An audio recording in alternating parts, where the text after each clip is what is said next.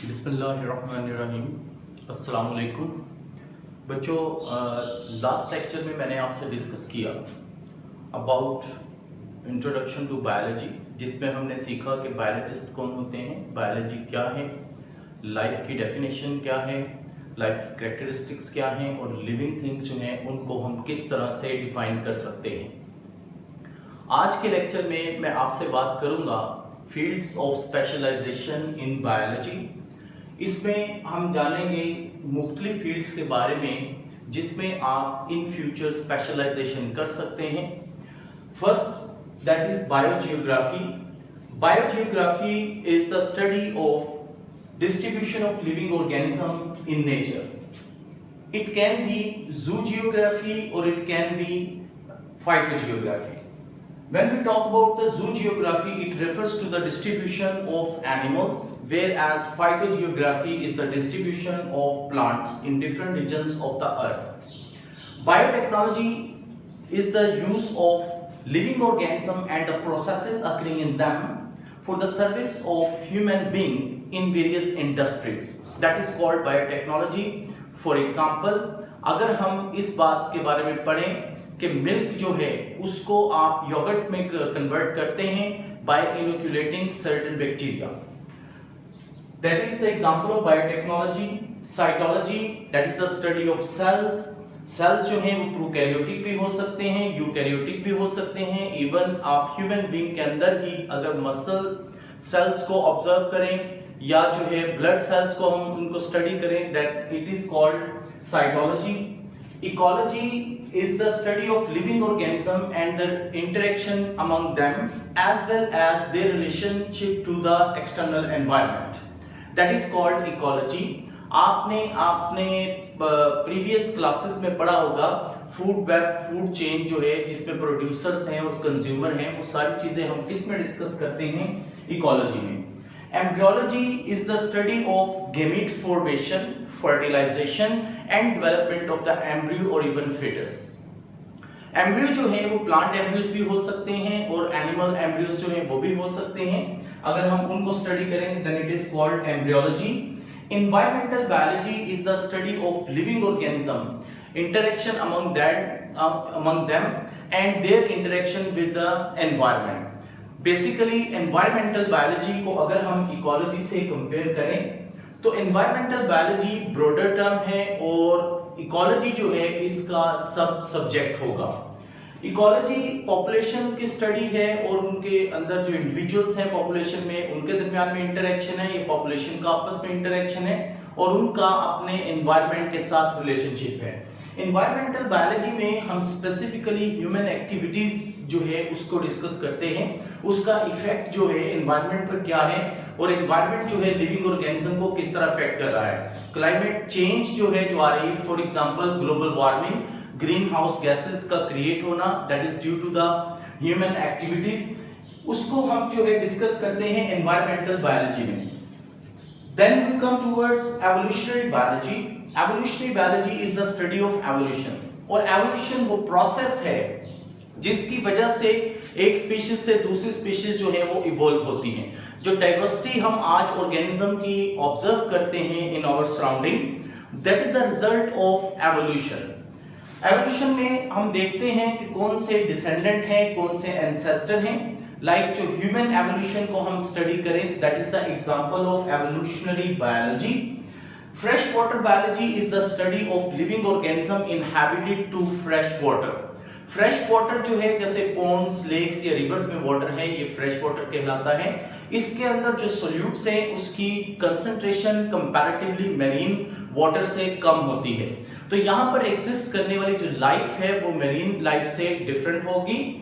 जब हम इसको फ्रेश वाटर बायोलॉजी को पढ़ते हैं, इसके लिविंग ऑर्गेनिज्म को डिस्कस करते हैं, उसके साथ साथ जो है हम उन फ्रेश वाटर बॉडीज जो है उसकी फिजिकल और केमिकल कैरेक्टरिस्टिक्स को भी स्टडी करेंगे।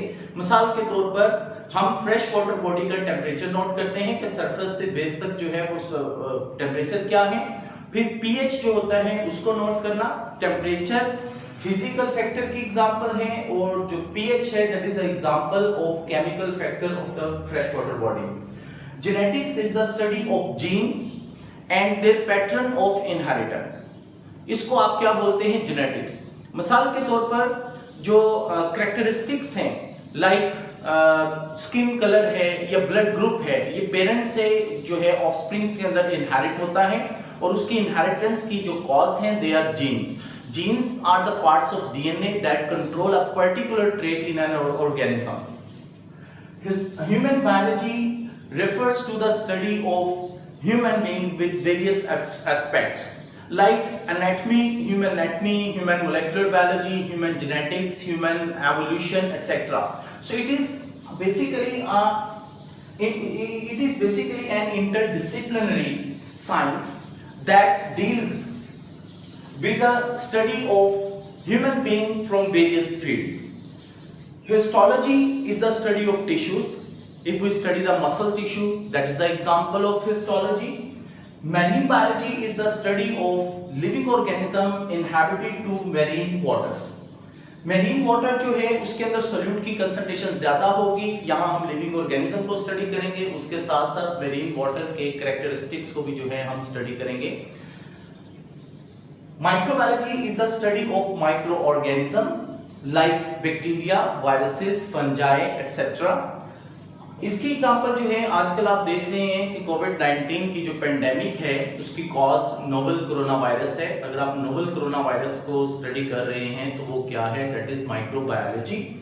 Molecular biology is the study of biomolecules that is DNA, RNA, proteins, carbohydrate, lipids etcetera. Biomolecule जो हैं ये ऑर्गेनेल्स लेवल पर भी हैं, सेल के लेवल पर भी हैं और इवन ऑर्गेनिज्मिक लेवल पर भी हम इनको स्टडी करते हैं। Morphology is the study of form and structure of the organism. It can be external morphology और it can be internal morphology. External morphology में फॉर एग्जांपल अगर हम किसी ऑर्गेनिज्म को एक्सटर्नली स्टडी करें, लाइक हम प्लांट को स्टडी करते हैं, उसके ऊपर फ्लावर जो है वो कौन से हैं, किस टाइप के हैं, फ्लावर की पेटल्स का कलर क्या है, कितनी पेटल्स हैं, लीफ जो है किस शेप के ऊपर जो है, किस शेप के उस प्लांट्स के ऊपर लगेंगे, लीफ की अरेंजमेंट जो है वो क्या होगी, ये सारे की सारी एक्सटर्नल मॉर्फोलॉजी जब हम एक प्लांट की स्टडी कर रहे हैं।